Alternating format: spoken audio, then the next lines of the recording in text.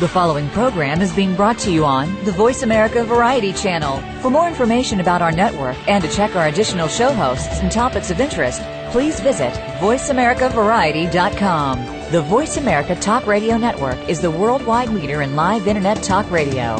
Visit voiceamerica.com. The views and ideas expressed on the following program are strictly those of the host or guests and do not necessarily reflect the views and ideas held by the Voice America Talk Radio Network, its staff, and management.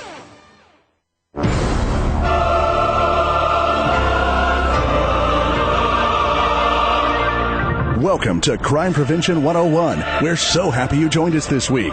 Over the next hour, you'll learn the tips, tricks, and vital information that will help you keep yourself confident and safe.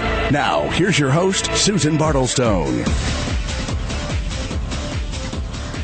We all face our share of hard knocks as we go through life, right? We know that. We expect it. But can you imagine going to your parents' home and discovering that your mother had been murdered by your father, after which he took his own life? No one should ever have to face this. But my special guest tonight, Susan Murphy Milano, did. This is her real story, and you're going to hear in her own words how she not only survived this tragedy, but went on to help thousands of women avoid a fate like her mother's fate. And we're going to talk about how to escape an abusive relationship and survive. She's a specialist in this, and she's got real important strategies and information for you, especially if you're in a dangerous situation. And you've got to hear these, and you've got to pass these along to anyone that you know who might also be in this situation. Then you're going to meet Sheila Radziewicz, and I know I just absolutely mangled her name. Sheila was born without arms or kneecaps and with her 2 feet turned in towards each other. She wasn't even supposed to live, let alone walk, but she not only defied those odds, she just received her black belt in Tae Kwon Do. She's a warrior and she's nobody's victim, and I can't wait for you to hear her exceptional story. But there's more. To add to this amazing lineup, we're going to start the show off with Steve Handelman. And Steve is a former foreign correspondent and senior writer for Time magazine, and he's now the editor-in-chief of The Crime Report. And this is an intelligent, thoughtful news, multimedia, and networking resource on crime and justice. It's truly comprehensive, and it goes way beyond the usual inflammatory headlines and the political rhetoric that you mostly find these days. I'm Susan Bartelstone. Welcome to Crime Prevention 101, coming to you from the slightly soggy but still stimulating New York City. And if it's humid outside where you are, or even if it's not, refresh yourself. Spend what I hope will be an inspiring and an informative hour with me. Now, let me introduce you to Steve. I told you that Steve Handelman is the editor-in-chief of The Crime Report, but he's also the director of the Center on Media, Crime, and Justice at the very prestigious John Jay College of Criminal Justice, right in my backyard, New York City. And his articles and op-ed pieces have appeared in the most prestigious newspapers, magazines, and academic journals all over the world. And in his spare time, he wrote 2 books. Do I hate him? Oh, my God. Well, Steve, hi. Welcome to Crime Prevention 101. Hi, Susan, and thanks for the intro. Oh, my pleasure. You and I are going to meet in person very soon, I promise. Now, tell everybody, what is the Center on Media, Crime, and Justice at John Jay College? Well, the Center on Media, Crime, and Justice, CMCJ, as we call it, was set up about 3.5 years ago at John Jay by President Jeremy Travis. And the idea at the time was to bridge what most people saw as a knowledge gap, growing knowledge gap between the media, the journalists who cover crime and justice, and the academic world. What's been happening over the course of the last 10 years, as I probably don't need to tell you, is that there's an increasingly lower number of newspapers with correspondents who full-time cover crime and justice, or even broadcasters. And those that do, because of the nature of the budget restraints and short staffing in a lot of outlets, don't get a chance to cover them really well or at any length. And what happens is that there's been a kind of fall off in the ability of a lot of journalists to take hold of the most recent research, the most recent information, the cutting edge knowledge that's been brought out by a lot of criminologists today, and which most people don't see in the newspapers or see in their media outlets. So we wanted to bring them together with journalists and have a real dialogue so that they can understand what was going on and then report on it. And that's how we started. And since then, we've run seminars and fellowships and workshops all over the country for journalists on a whole bunch of different issues. I just came back from New Mexico where we held a special workshop on tribal justice for journalists who are covering that. And we also do the country's only, sad to say, but the only national prize in criminal justice journalism, which some people call the Pulitzer of criminal justice journalism. So we've got quite a big plate. Fantastic. And I think you're giving source material for journalists and people that write about and study crime, but not just journalists, anyone who's doing research or who really wants to understand something intelligent.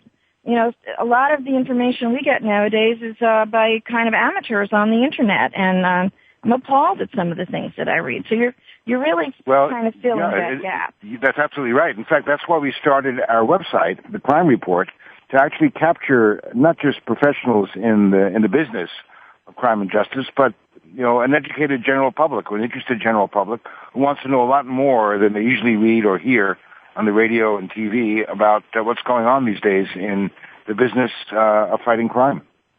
Exactly. And it's not, I want to stress this is not scholarly.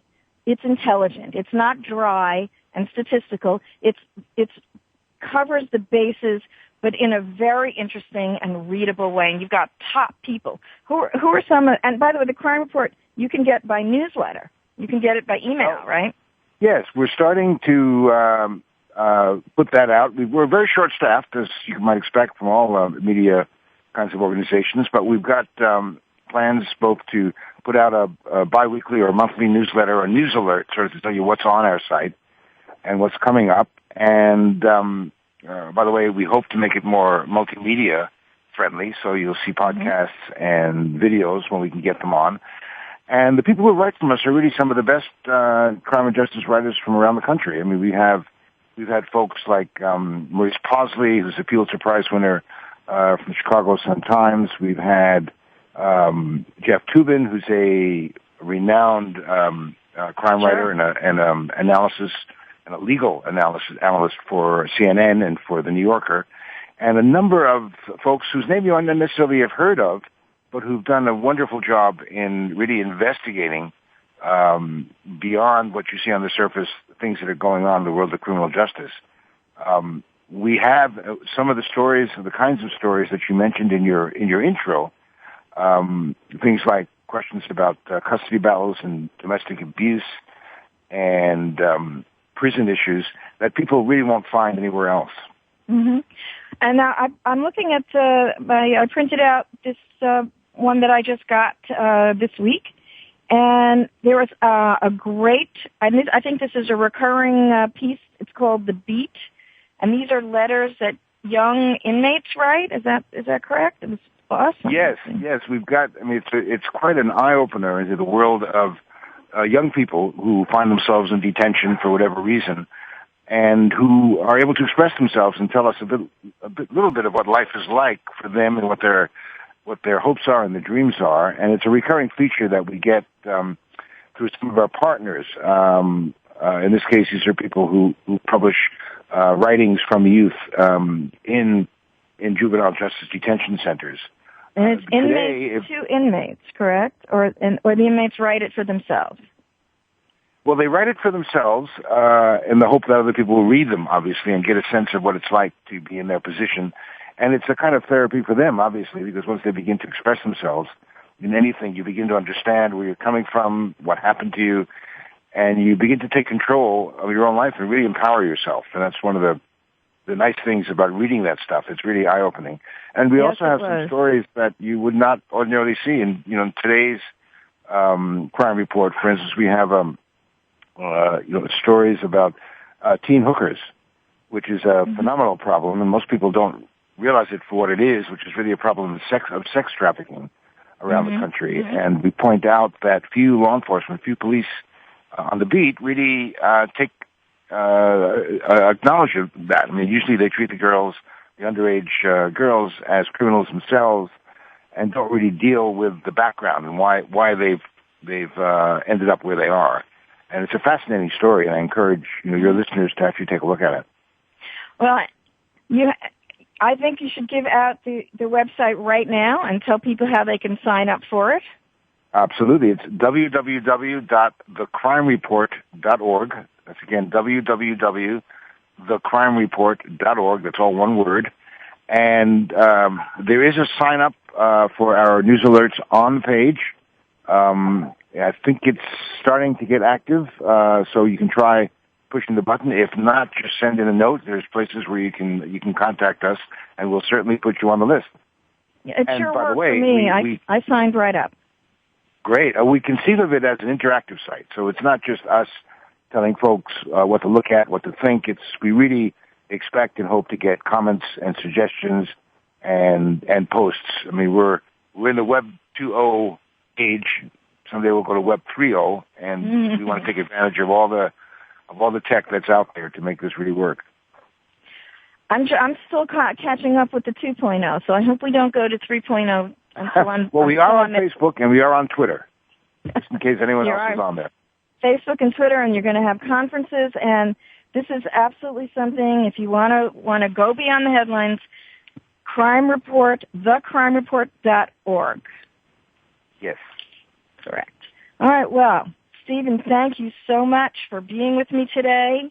It was, and you, as I said, you and I are going to talk further because you're right in my backyard at New York City. I appreciate you coming on with me.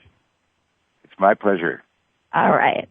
And you know what? This is Crime Prevention 101, the radio show with an optimistic perspective on a sober subject. And coming up, Susan Murphy Milano emerged from a scarred childhood and a tragedy that could have crippled her. But she's doing a life's work that has saved thousands. She's one of my heroes. If you've never met her before, stay tuned. You'll meet her shortly.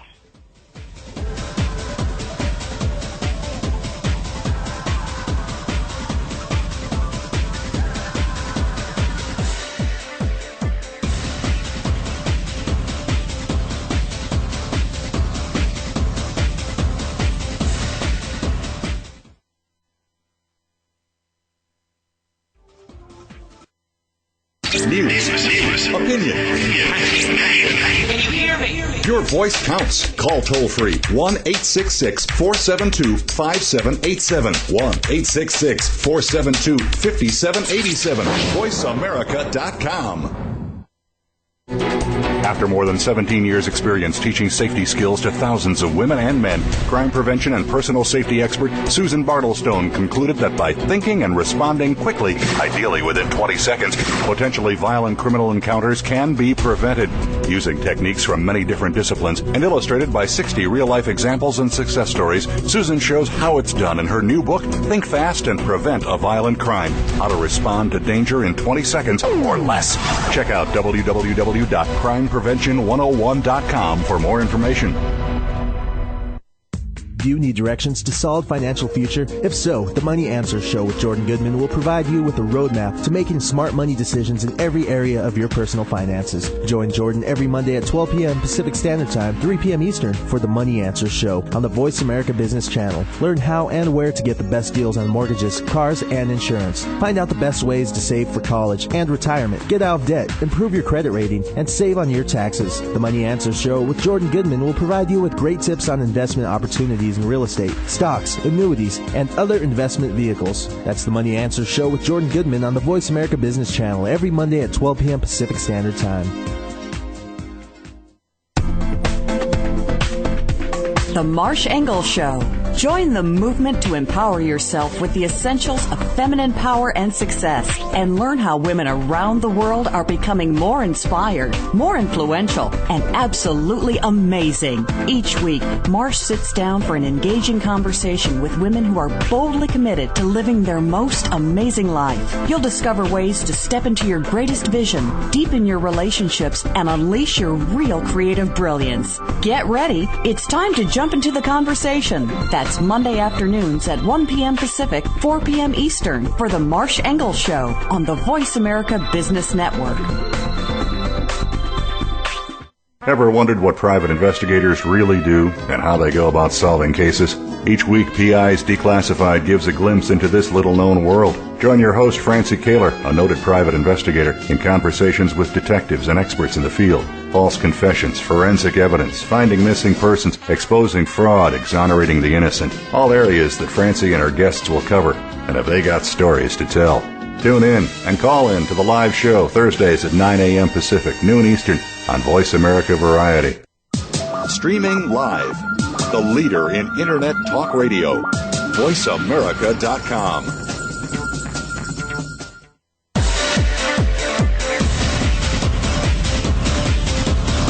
You're listening to Crime Prevention 101 with Susan Bartelstone. Susan would like to remind you that no absolutes exist in a crime scenario, and no advice can possibly address every variable. Each situation should be evaluated individually and responded to in a way you instinctively judge best. It's Susan's aim on this show to provide you with the information and options that will help you make that instinctive assessment quickly and safely. And if you're already a survivor of the kind of crime we're talking about on the show today, or any other crime for that matter, please remember that there are no right or wrong responses in a criminal encounter, and nothing that happened to you was your fault. Even if you think you used bad judgment in a situation and left yourself vulnerable, that's never an excuse for a crime or for violence. So please, call yourself a survivor, not a victim, and understand that with time, distance, and the proper professional help, you can put what happened into perspective and get on with your life. If you'd like to share your stories, tips, or suggestions for topics you'd like us to cover, send your comments to solutions@fightsafe.com, and Susan may address some of them on future shows. That email address again, solutions@fightsafe.com. Now, back to Crime Prevention 101. Hey, we're back. This is Crime Prevention 101, and I'm speaking now with Susan Murphy Milano, who is an activist and a specialist in family violence prevention, and just works with domestic violence programs, law enforcement, prosecutors all over the country, going everywhere, consulting on high-risk domestic violence and stalking cases you've heard about, that you've read about. She's appeared on just about every major media outlet there is, including the Oprah Show, of course. She's written 3 books. We're going to talk about one of them. She's got a talk show. I understand there are some interesting projects coming up for her, but let's start at the beginning. Welcome, Susan. Thank you so much. It's an honor. You know, it's two crime fighters coming together in a way. I mean, what you've done for the last 18, 20 years is no different than what I've done. Well, we're in the trenches, and we see that we're making a little progress, but it isn't enough, and it's not fast enough. So, That's right. We're still seeing too many people line up at the cemeteries. We got to step it up. We got to step up the game and just enlist everyone we can in the battle. Absolutely. Yes. Now, I want to thank you also for being courageous enough to let us meet you and try to understand what happened and talk about your background a little bit. So let's start at the beginning. Tell us your story. I was raised in a home where my father was a police detective, and you know, officers are wonderful. My dad was a wonderful man. He was someone that everybody loved and revered. He actually solved one of the country's largest serial cases of a it was called the Ripper murders. It was it was Robin Geck, and what he did was, you know, they would go and mutilate all these women, and that was my father's one of the biggest cases that he solved. I remember that case. And it's kind of funny in the book, The Ripper Murders, it talks about him like he's alive. So when they first consulted me about it, I kind of took a step back because they had put him in such a wonderful light that I thought, you know, this man, he wouldn't be remembered 5 years later for that case. He would be remembered for the murder of my mother in 1989. My father was like all abusers. And he said to my mother, if you leave, I will find you. If I find you, I will kill you. You can't leave me, Roberta. You're going to stay with me. Every name in the book, you know, what she could and couldn't do. When we were growing up, my father would say, I'm going to burn the house down with you and the children in it and get away with it. And when he finally killed her, it was after she had moved out. So 6 months later, they had divorced. She had been lured back to the home. I wasn't around. I was in New York. I'd come back. Something wasn't right. And that's when I found them, my mother in one room and my father in the other. And my father's partner, when I called 911 and I said, there's bodies in the house, I was just married, just pregnant. And my father's partner said she drove him to this. I said, nobody drives anybody to pull a trigger. I'm sorry. And that's part of the problem. Across the country, I write a blog on Murphy Milano's journal, and I talk about these cases not to talk about them, but to educate the mind of these offenders, what the woman went through. And sometimes I'll get someone that says he wasn't like this if the person survived the crime, like Thomas Mortimer, who murdered his entire family 2 weeks ago in Boston. He killed his 2-year-old, his 4-year-old, his wife, and his mother-in-law. And somebody wrote a comment and said, this isn't a headline. You have no idea. We knew her well. I'm sorry you didn't. And that's the problem. In the grocery store after my parents died, in the neighborhood that I grew up in, people said, what did she do? What did my mother do wrong? Mm-hmm. As you say at the beginning of your show, there is no right or wrong. Victims don't do anything wrong. Why is it that we blame the victim for being in a situation? This is common, and especially now this happened in 1989, and that was so common. We're just getting to the point where we might be stopping that, but not always. But we don't want to talk about it. We think that domestic violence is a dirty word. We think that it doesn't exist. We think it's her problem because she's there. We want to blame before, during, and after death. And that's part of the problem. People still blame. People still send me comments. People still will say, your father was a wonderful man. Why are you maligning, his memory? I'm not.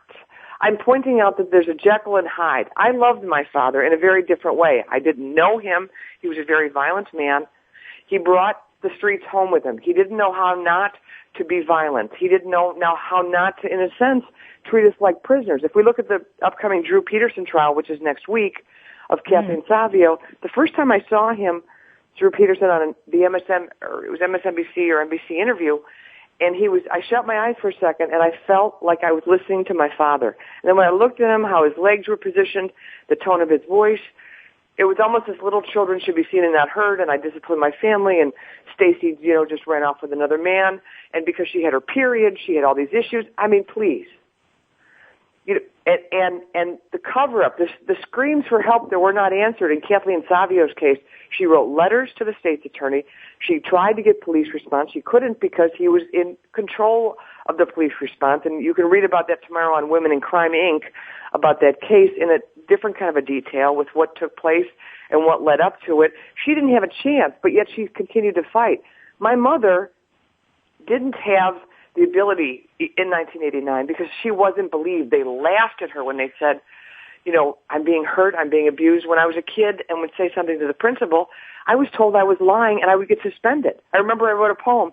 This man who drinks and carries a gun, every night he'd come home, we'd have no fun. That bottle, that gun, there's no place to run.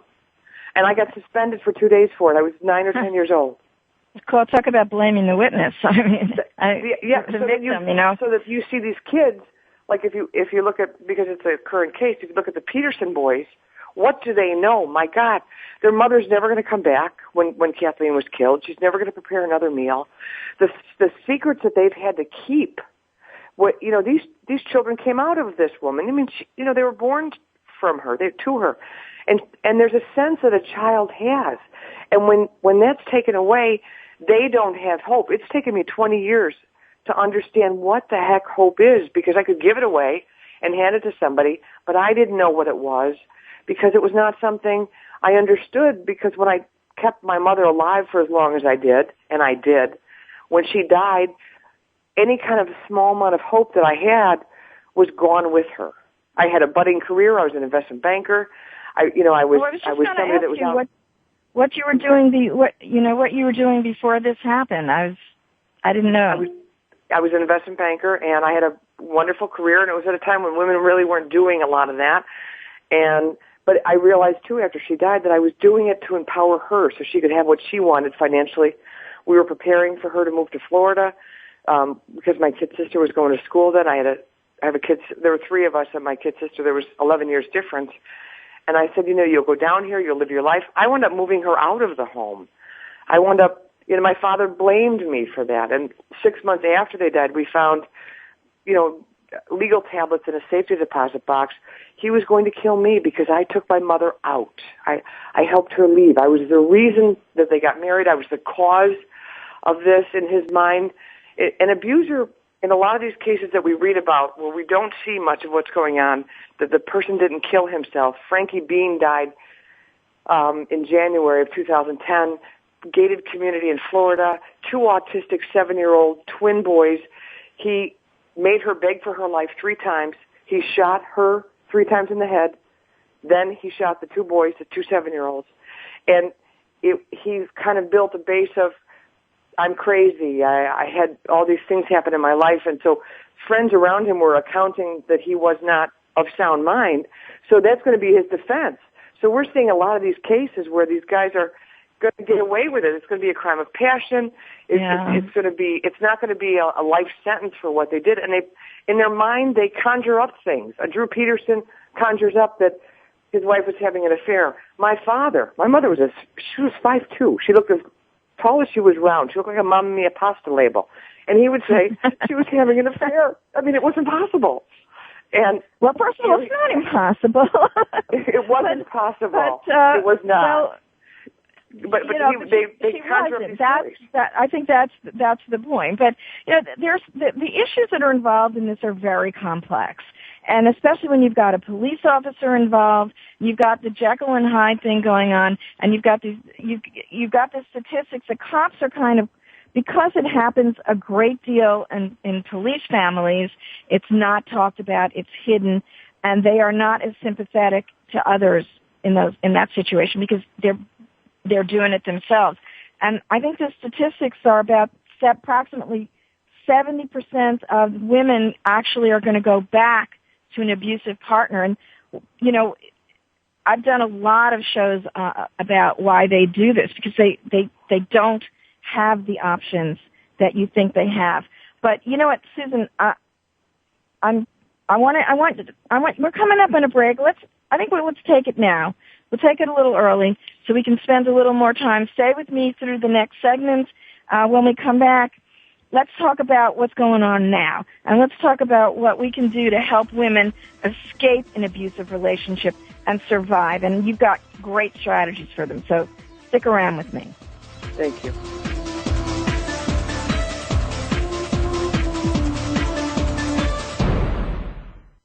Talk, talk, talk. That's all we do is talk. If you'd like to talk, call us toll-free right now at 1-866-472-5787. 1-866-472-5787. That's it. VoiceAmerica.com. Dialogue is the single most powerful leadership tool we have to make a difference in the world. Leading Conversations with host Cheryl Esposito creates a place for that dialogue. Tune into the Voice America Business Channel every Friday as Cheryl hosts new conversations among leaders from around the world in business, government, art, economics, and social change. We'll explore big ideas and everyday actions and learn how their own leadership has led them to discover a newfound sense of possibility in the world. Leading Conversations with Cheryl Esposito, bringing big thinkers together in conversations that make a difference right here on the Voice America Business Channel every Friday morning at 10 a.m. Pacific Standard Time. After more than 17 years' experience teaching safety skills to thousands of women and men, crime prevention and personal safety expert Susan Bartelstone concluded that by thinking and responding quickly, ideally within 20 seconds, potentially violent criminal encounters can be prevented. Using techniques from many different disciplines and illustrated by 60 real-life examples and success stories, Susan shows how it's done in her new book, Think Fast and Prevent a Violent Crime: How to Danger in 20 Seconds or Less. Check out www.crimeprevention101.com for more information.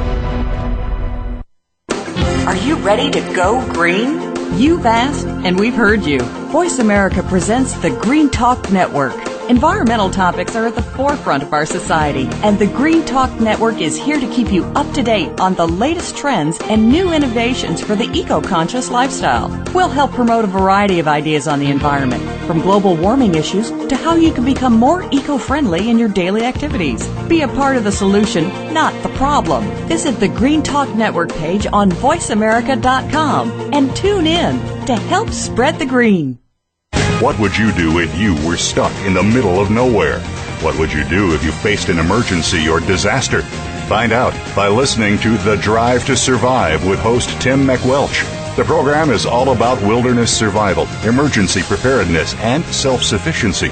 Tim has been a professional survival instructor for nearly 15 years, and his tips and practices could save your life.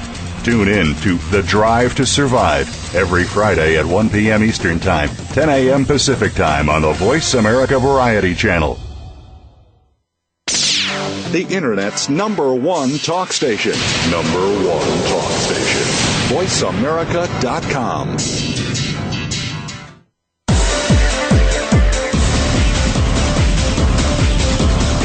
You're listening to Crime Prevention 101 with Susan Bartelstone. We invite you to share your stories, tips, or suggestions for topics you'd like us to cover, and Susan will address some of these on future shows.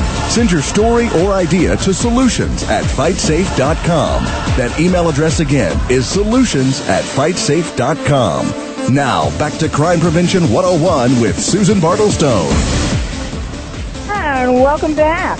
I'm speaking with Susan Murphy Milano, domestic violence prevention specialist, and you can find out more information about her and her new book, which is called Time's Up, and we're going to talk about that in a second, from her website, www.susanmurphymilano, and that's MILANO.com. And we are live with you tonight, so if you'd like to add your voice to the discussion, the call-in number is 866-472-5787. And I guess Susan, let's go back and let's talk about, now you've written 3 books. Yes. The latest one, the newest one, is called Time's Up, a guide on how to leave and survive abusive and stalking relationships. Yes. Now, what does that title mean, by the way, Time's Up? I like it. Well, time's up for the victim and time's up for the abuser. Time's up, buddy. You know, Time's up, buddy. Yeah. You know, and for the victim, time's up. I'm preparing to leave. And the problem with a lot of the information that's on the internet, if you think about going to McDonald's, we all order off the same menu. That's not a safety plan. I'm not knocking it, but it's not. Time's Up is a step-by-step. The first chapter is about fear. What does fear mean? The acronym for it is facilitating ending the abusive relationship. So you have to be, as a victim, the facilitator of that. How do you do that? You have to understand the system. You have to understand what his rights are as the offender, what your rights are as a victim, what the court system does, what it won't do if you don't get an order of protection, how to appeal it within 30 days. This is any place across the country. The most crucial and critical part of this is the evidentiary abuse affidavit. The evidentiary abuse affidavit is you prepare a document just like if you were preparing a will or if you were preparing your last will and testament. You fill it out, and then you have a notary and 2 witnesses there at the time. You put in your Social Security number, your name, your date of birth. You hold up a picture of the offender while then you go and read it to a video. You can do this at a church because a lot of churches across the country, even if you live in a rural area, they videotape their sermons. This was born out of Stacy Peterson.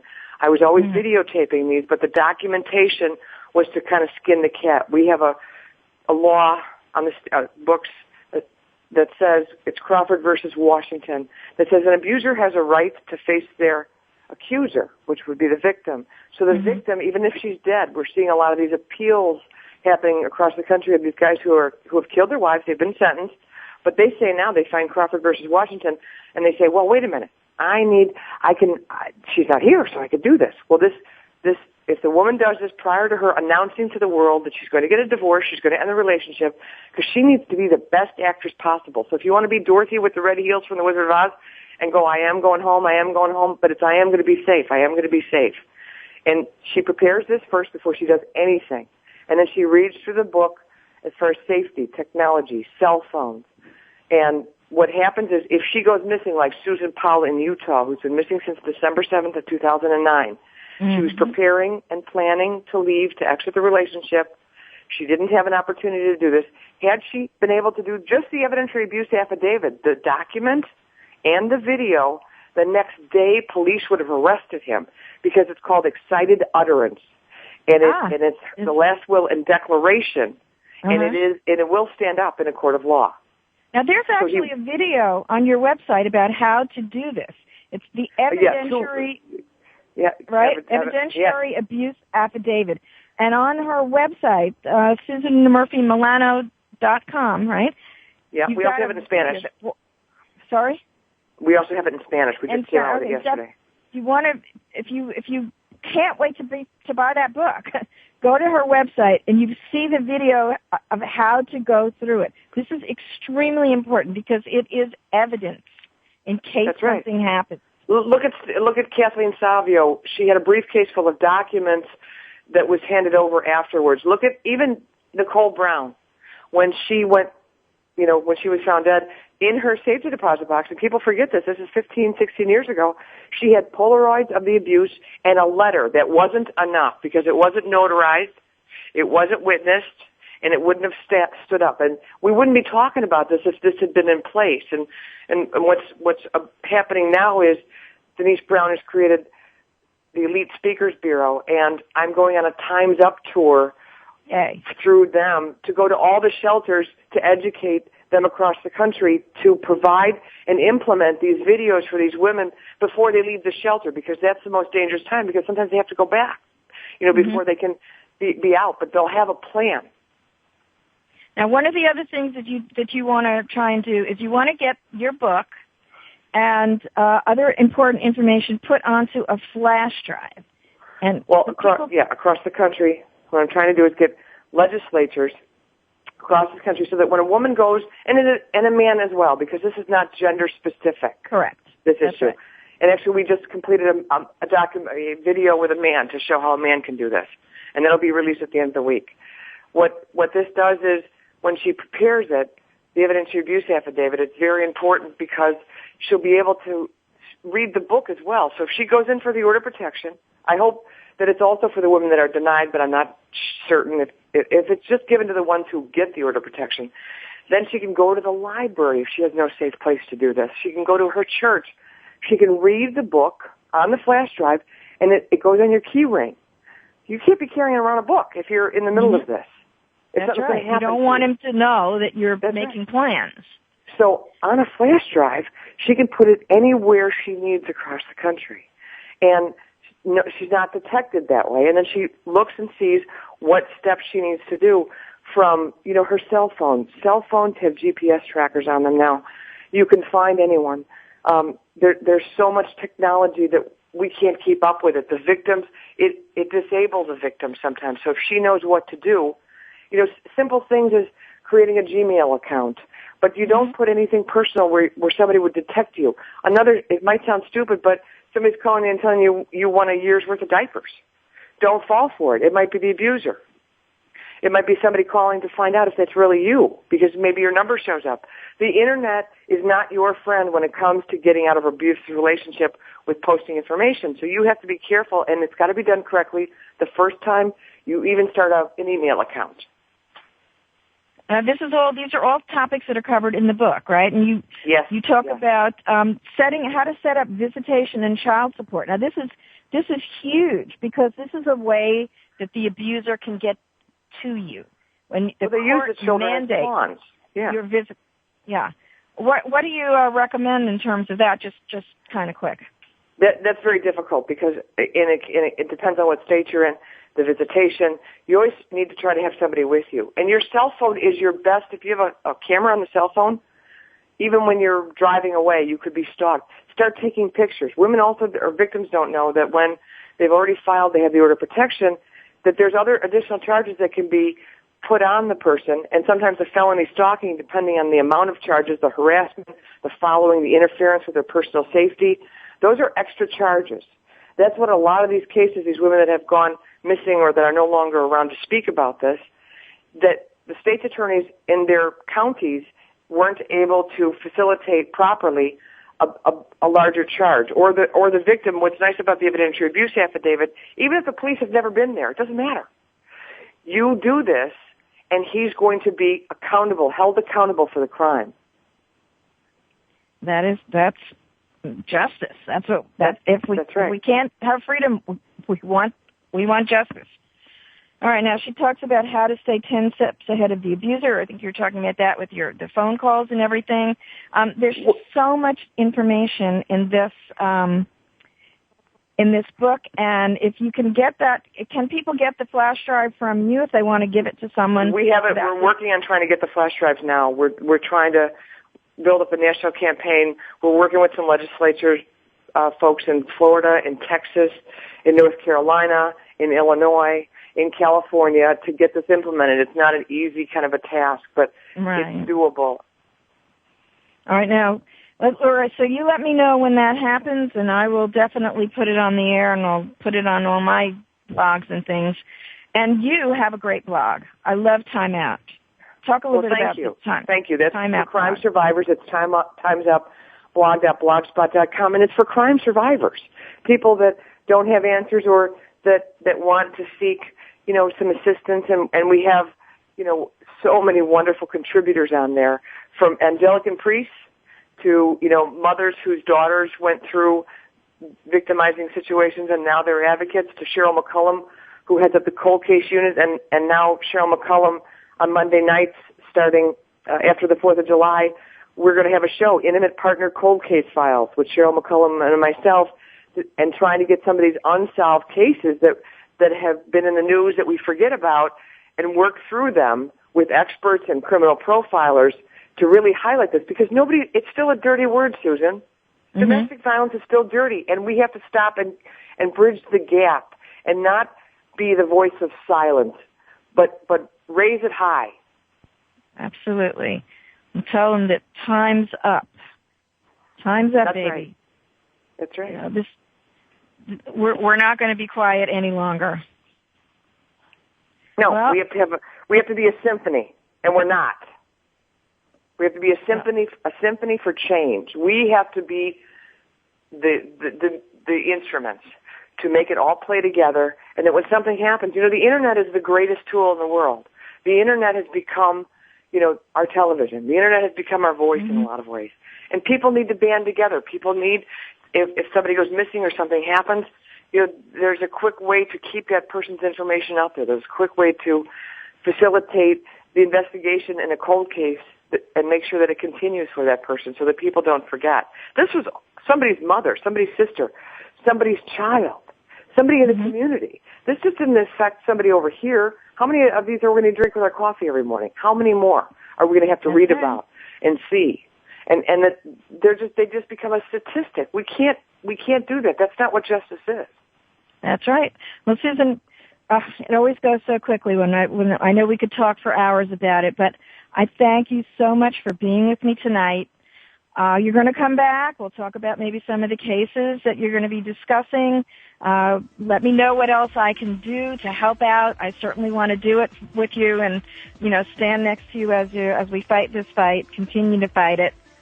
Thank you very much. And don't forget, SusanMurphyMilano.com. Check it out. All right, this is Crime Prevention 101. Now stay right where you are, because you are about to meet a woman who just got a black belt in Tae Kwon Do, even though she has no arms and no kneecaps. And she inspires everyone around her, and I think she'll inspire you too.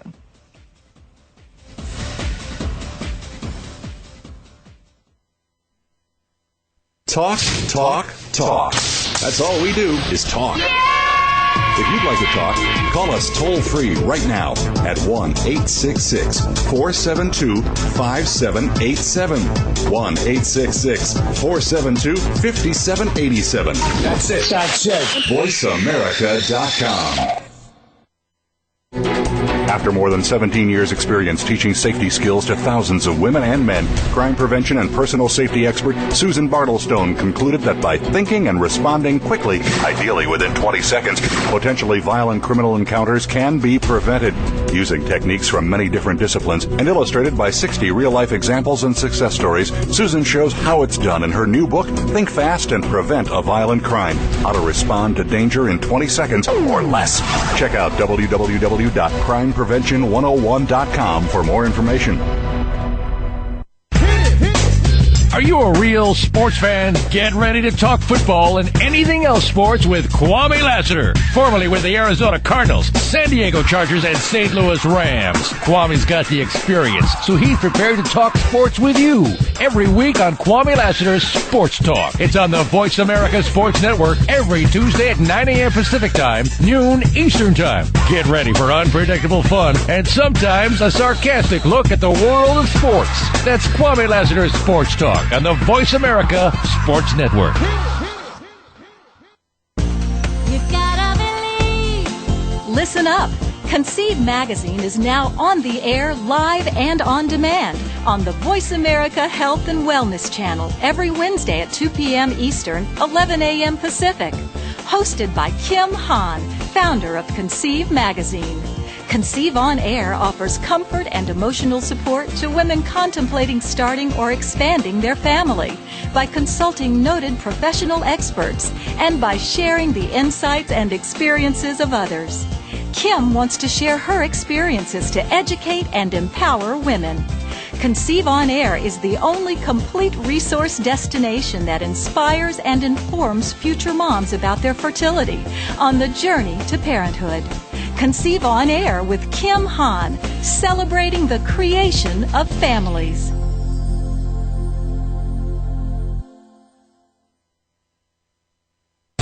Think of the world 50 years ago.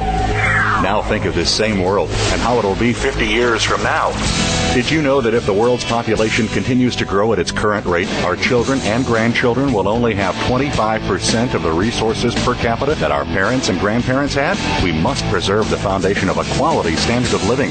That foundation starts with Go Green Radio. Join your host, Jill Buck, for Go Green Radio every Friday at noon Eastern, 9 a.m. Pacific on Voice America.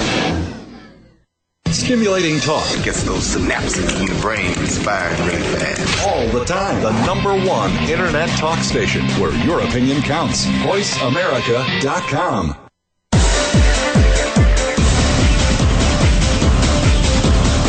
You're listening to Crime Prevention 101 with Susan Bartelstone. We invite you to share your stories, tips, or suggestions for topics you'd like us to cover, and Susan will address some of these on future shows. Send your story or idea to solutions@fightsafe.com. That email address again is solutions@fightsafe.com. Now, back to Crime Prevention 101 with Susan Bartelstone. Hello again. And don't forget that Crime Prevention 101 is available on iTunes. You don't have to be at your computer to listen to all this wonderfulness. You can take it with you on any device that will check into iTunes. And don't forget that we also have a blog site, crimeprevention101.com, where I post links and information about show topics and about all my wonderful guests. Now, I want to introduce you to Sheila Radziewicz. I know I didn't do that right. Sheila was born without arms, without kneecaps, with her feet rotated in towards each other because of a congenital birth defect. And I think I'm going to mess this up too. It's called thrombocytopenia absent radius, or TAR. That's pretty good. I got it. Good. Thank you.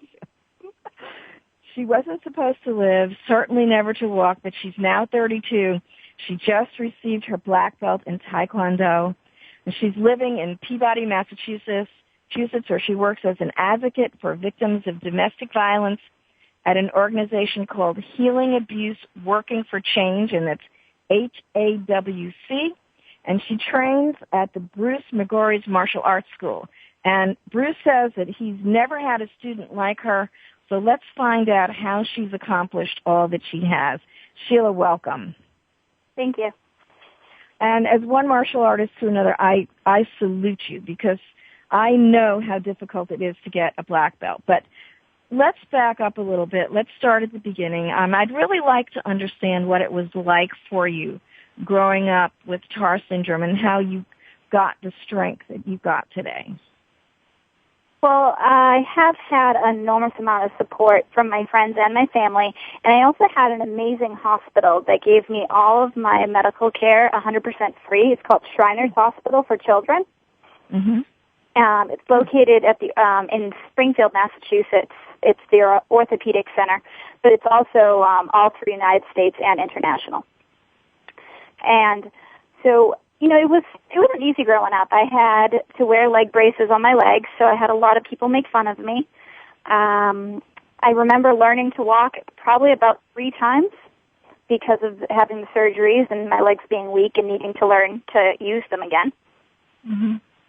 And, you know, I just remember having to learn to do simple things. For example, I remember learning to tie my shoelaces with one hand. That was a trip. Mm-hmm. But I had friends who cared about me, family that were supportive. My teachers were always very inventive on trying to help me just do simple things that most kids don't think anything of. So I always kept a positive attitude, and I think that was definitely my parents. They always told me that I could do anything. The phrase that I grew up with was, the impossible only takes a little longer. I love that, Sheila. And that's what I was going to say. Your parents never let you say that you couldn't. This is a quote from the article. They told you that you could and that the impossible is going to only take a little longer. And you live on your own. You drive. You do everything that you need to do.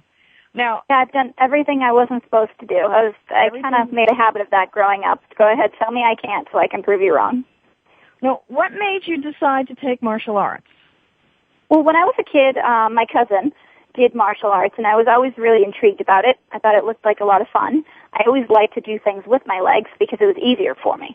Mm-hmm. So when he was doing all the kicks and everything, I was interested.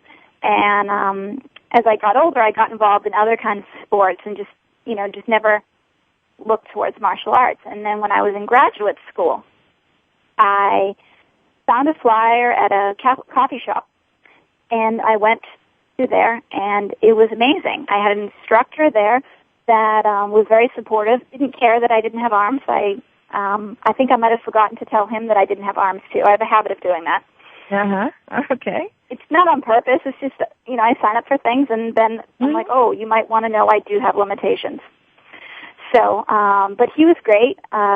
He would, if there were certain things that were difficult for me, he would, get right down to my level and figure out how we could change it. And so I did that while I was in graduate school out in Arizona. And when I came home, I searched for a while for another martial arts place because I just wanted to feel comfortable. And I saw many of them, and they were very nice, but they just didn't feel right for me for whatever reason it was. And then I ended up going to Bruce McCory's, and I think I knew that I needed to stay there the minute I walked in. I walked in, it just seemed right. I talked with Sandra. She was really nice. I met Bruce. And, it just clicked for me. My first class, I came in, I did the stretch with everybody, and they said, you can stay as long as you want for the class, as short as you want. It's whatever you feel that you can handle.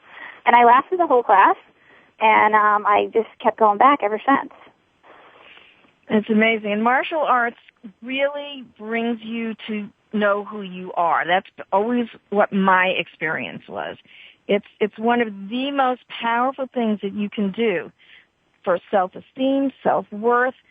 You continually push your limits, correct? I mean, that's you do, and you do it in a positive way. There have been plenty of days where I've gotten tired, and I'm like, I just need to stop. And they're like, no, you don't. And it's just that I'm tired. It's not that my body is shutting down, and there's a difference. And I know what that difference is. And when my body starts to shut down because of my limitations, I will stop, and no one in that school will blink an eye at it. But there's a difference when you're just tired and you need to push. And that, I think, is a way of bettering yourself and knowing that you can go past those challenges. Now, that was absolutely what I learned from the martial arts. Now, and I always recommend that, especially if there's something you need to heal from, it's a great tool for that as well. Now, Sheila, what do you see for yourself 5 years from now?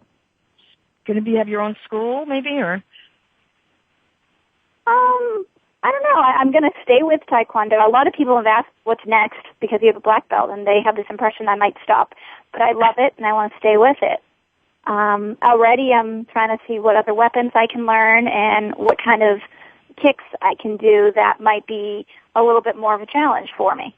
And it's one of those things that there's still so much more to learn, even though I've made it to a black belt. Absolutely. Well, Sheila, it's a great story, and I truly do. I salute you as a warrior to a warrior, because I know how difficult it is to achieve that black belt, and there were no limitations for you. And I just thank you so much for coming on the show and being with me tonight. I wish we had a little more time. I have like a dozen more questions I would have liked to have asked you.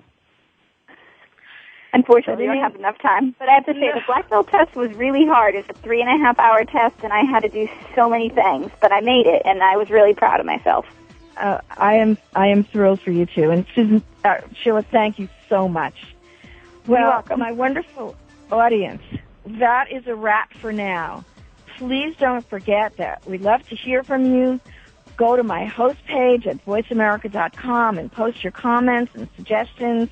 Tell your friends about us. Check out my blog on crimeprevention101.com. Also, I'm going to post some pictures of Sheila and some of my other guests tonight.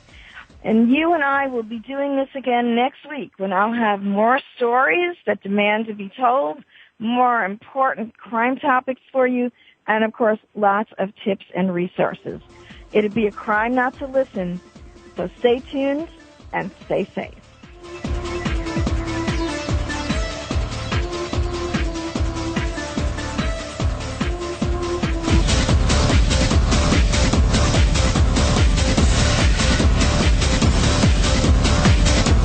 We hope you got some useful information and inspiration this week on Crime Prevention 101.